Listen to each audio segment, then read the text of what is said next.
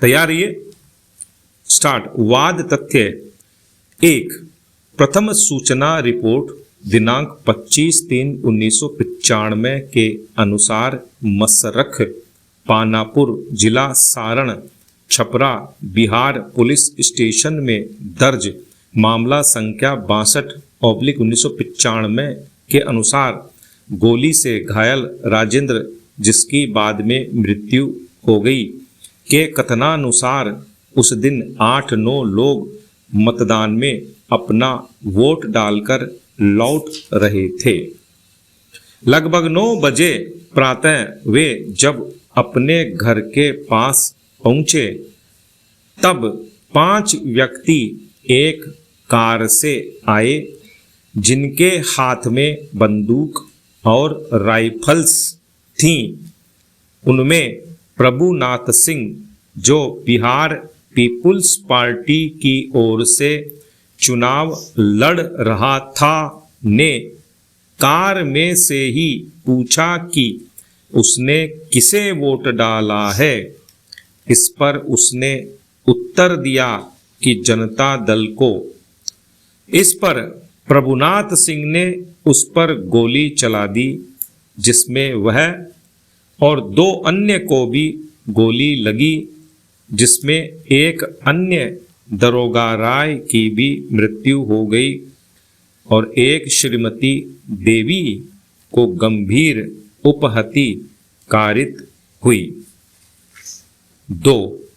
चूंकि अभियुक्त संख्या 1 प्रभुनाथ सिंह राजनीतिक व्यक्ति था और तत्कालीन सांसद भी था, प्रशासन और अन्वेषण संस्था में प्रभाव रखता था, उसने साक्षियों को प्रभावित किया।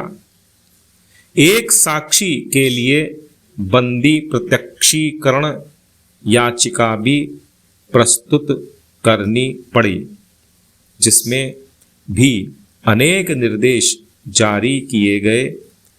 फिर भी विचारण न्यायालय ने सभी अभियुक्तों को दोषमुक्त कर दिया और उसके विरुद्ध पुनरीक्षण याचिका संख्या 1345/2009 को भी प्रस्तुत आक्षेपित आदेश दिनांक 2/12/2021 के द्वारा उच्च न्यायालय ने विचारण न्यायालय के निर्णय की पुष्टि करते हुए निरस्त कर दिया है।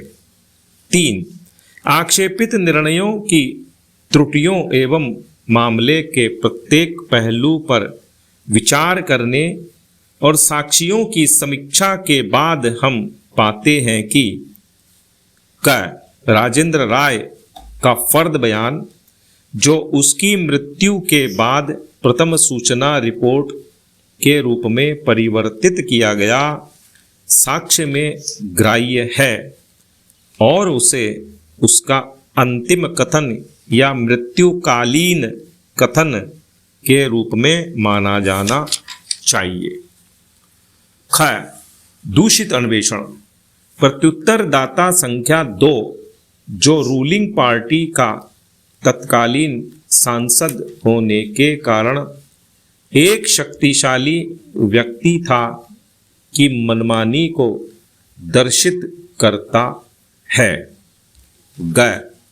साक्षियों के पक्षद्रोही हो जाने के बाद भी अभियोजन ने राजेंद्र राय के फर्द बयान में कहे गए कथन के अनुसार घटना तिथि, समय और स्थान को पूरी तरह से स्थापित किया था।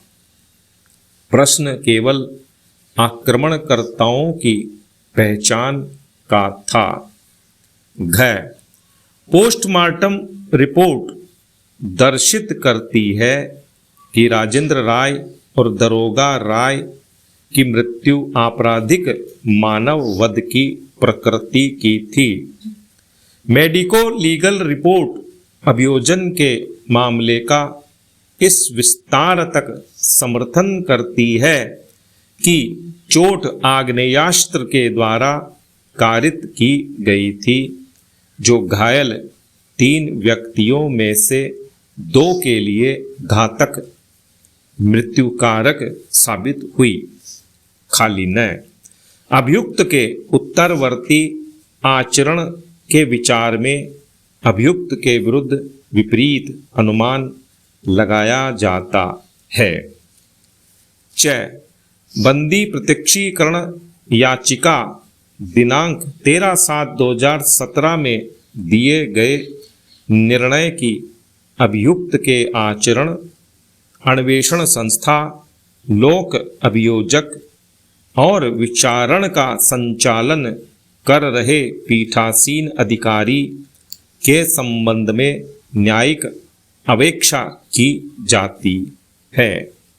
6 संबंधित न्यायाधीश जो सांविधानिक तंत्र थे, प्रशासनिक रिपोर्ट पर भी विश्वास व्यक्त किया जाता है और अभियुक्त, लोक अभियोजक और विचारण का संचालन कर रहे पीठासीन अधिकारी के आचरण के संबंध में प्रत्यक्षतः उपेक्षित नहीं किया जा सकता है।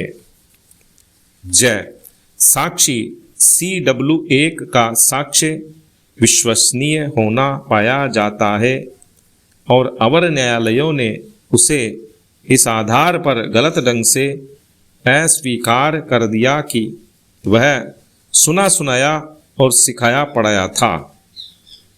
झ मृत्युकालिक कथन और CW1 का कथन पूरी तरह से स्थापित करता है। विराम।